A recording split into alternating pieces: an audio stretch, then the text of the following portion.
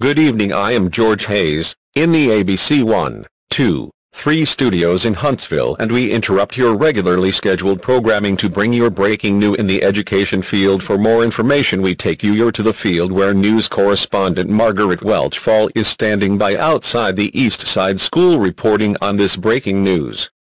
That's right, George. I'm here in Athens, Alabama, where we have been informed of new emerging technology invading our classrooms. The hugely popular video imaging text chat tool we have heard about for years is Snapchat. Many of us didn't pay any attention to this technology. Technology comes and goes, and it is hard to predict which tools and apps are going to become blockbusters, and which will end up like BlackBerry and MySpace. Well, Snapchat appears to clearly be here to stay. It is the third most popular social media platform behind Facebook and Instagram, with popularity driven by the younger demographic, as 60% of the Snapchat users are under the age of 25. According to our sources, the popular emerging technology Snapchat is a video messaging application created by 3 students at the time at Stanford University. Snapchat users can take photos, record videos, add text and drawings, and send them to a specific list of recipients. These photos and videos are called snaps. You can set a time limit for how long recipients can view these snaps, between 1 to 10 seconds. Then Snapchat claims that they will be deleted from the company's servers. Snapchat has grown to develop a very large focus on story functionality, which allows you to combine multiple snaps into a storyline that can be viewed by all of your friends or followers in chronological order, with each snap available for 24 hours after it's posted. In the general traditional classroom environment, student-teacher interaction often ends at the close of school. In today's digital environment, that connection can continue to be present even after the student and teacher leave the school. Snapchat educators are recommending we want the students to stand out in today's competitive market, that they need to be proficient in using digital platforms. Snapchat should be used to empower a generation with smartphones in their hands. Let's go to Katie Lewis, who is live outside City Hall, where the city officials, education officials, the city mayor, are connecting with the state education officers and the governor via global collaboration technology to discuss Snapchat and its future in the classroom.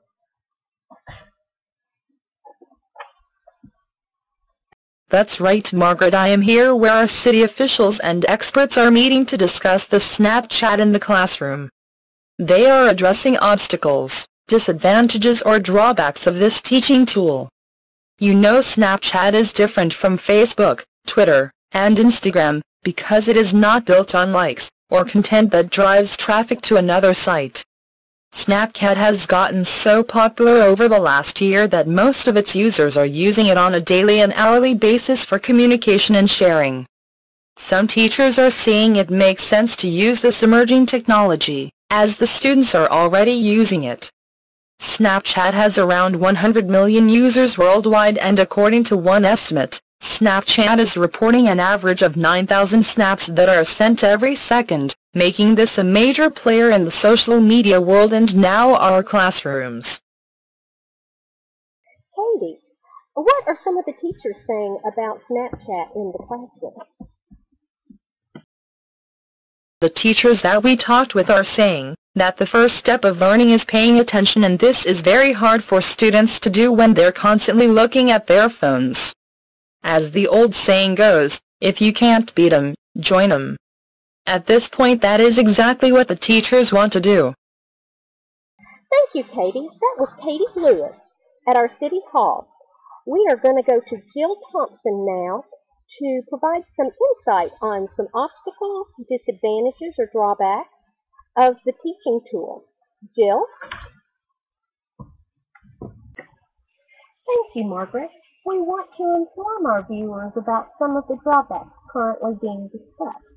We talked with several teachers about Snapchat, and they tell me that students cannot turn in snaps, that they are deleted before they can find their names in the grade book, leaving educators frustrated, as there are times when it would be helpful to be able to replay the snap, reflect, and give feedback to the students. Another teacher said that in addition to the deleted content, the filters were awkward, the videos were shaky, and users must go and click on your story to view it. You cannot send a snap directly to someone you're not friends with. Something to keep in mind, one of the main draws for Snapchat for teens is that it is an adult-free zone. If Snapchat starts to feel too much like a school, students aren't going to engage. Something to think about. Back to you, Margaret. Thank you, Jill. That was Jill Thompson with our affiliate WABC in Chattanooga. It is hard to imagine that such a short Snapchat video could have a significant impact on learning. Experts are saying that Snapchat has the potential to reinforce or to supplement lessons taught in class. But there are many skeptics that don't think it can replace the more in-depth learning process that we currently have in place in our classrooms. Just like any social media or technology, it is important that children are taught how to avoid potential dangers by being responsible citizens. Many schools have adapted social media and technology policies for their school to follow, teaching the students how to be responsible when using social media. We have just gotten word that the Snapchat meeting has taken a recess, so we will go back to Katie Lewis at City Hall for updates. Katie? That's right, the meeting has taken a short recess and I was able to speak with an official just now that told me that with the drawbacks Snapchat poses, one important bonus to the school systems is the cost of implementing this teaching tool. The Snapchat app is free and works on smart devices that the classroom are already equipped with. It is proposed that the students that have personal smart devices can bring them to school to use. And Margaret, you know, with all the budget cuts our education systems is facing, being able to use a free app to strengthen students' learning is an exciting possibility. Katie, I know our viewers would like to know about the students who do not carry smartphones. Margaret, for those students who do not carry smartphones, the classroom are already equipped with this technology. The technology can be checked out by the student to continue their learning at home. I am being told what makes Snapchat potentially effective for some school settings is that users pay attention to their smart devices. It is a way to push more learning outside of the classroom and onto students' smartphones. It's timely and can facilitate continuing conversations. And with over 100 million users, odds are pretty good the students won't have to spend much time learning the interface. Thank you, Katie. That was Katie Lewis with ABC 123 News with a live update outside City Hall. Katie will continue to bring us updates as they change and as they unfold. We are going to go to news reporter Bob Edwards live at the State Building in Montgomery to share more on the other topics being discussed at the Snapchat meeting. Bob? Topics being discussed are how Snapchat is used in the roles of the student and teacher. It is the role of the teacher to set up an account. Then the teacher giving the students their Snapchat username and then the student adds it to their smart devices. Teachers like Snapchat as it is user-friendly and allows the teacher to create a more authentic user experience, using story element that brings a whole other dimension and pushes the app past the idea of just being another way to text friends. The teacher can add as many 10-second snaps that is needed to cover the information. It's a great way to provide quick insights and resources in various formats. It allows the user to share text, images, and video in short chunks to other platforms. I am Bob Edwards reporting from the State Building in Montgomery. Back to you, Margaret. That was Bob Edwards reporting live. This emerging technology also provides another advantage. The student tends to be afraid of teachers. There is a power distance that separates teachers from students. Approaching teachers, even when just asking a legitimate class-related question, can make the student feel intimidated and stressed.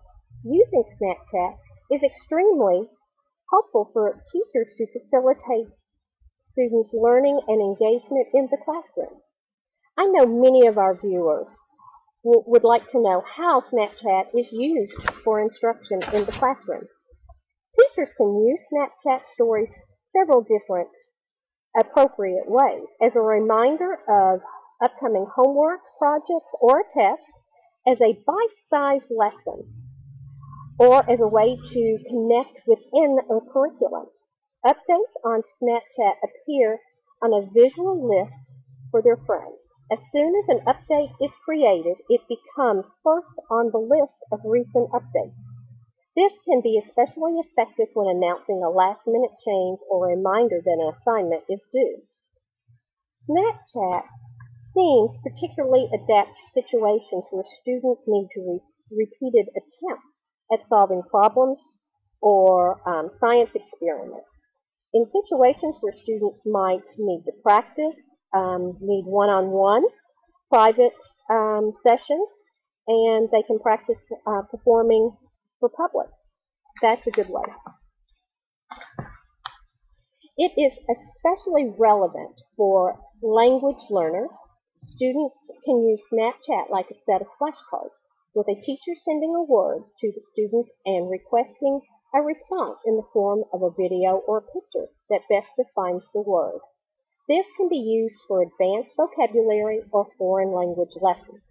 In distance learning, the teacher can use Snapchat as a means of coaching students through an assignment or task, sharing pictures or videos of each step in the process instead of having to write or verbalize what might be more complicated instructions.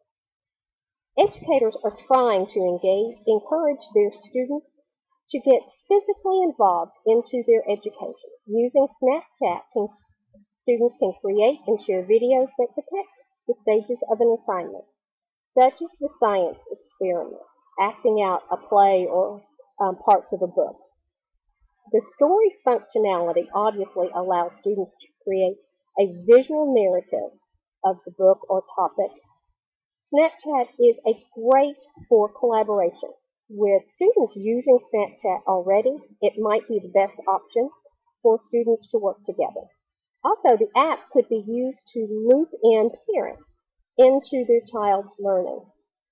Engaging students through Snapchat, a simple question and answer can lead to an insightful discussion about a class topic or career-related issue. The face-to-face and one-on-one communication via Snapchat allows you to transmit what would be lost by using email. This emerging technology can provide a video tour of schools that could aid in diminishing the first day of class anxieties for brand new students. According to Time magazine, there are several universities using Snapchat to promote where their mascots will be. The emerging technology, which is hugely popular, that has invaded our classroom clearly has multiple ways to be used by teachers and students in the classroom and out. For more information to view ways that the classrooms, the schools, the districts are using Snapchat to connect with students, parents, and the school community, visit our website at abc123.com.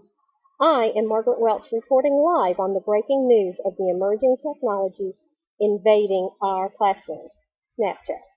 Back to you, George.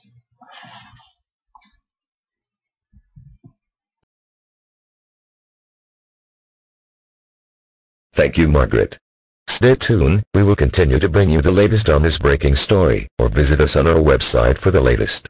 I am George Hayes, and for everyone here at ABC 123 Studios, good evening. Now we return you back to your regularly scheduled programming.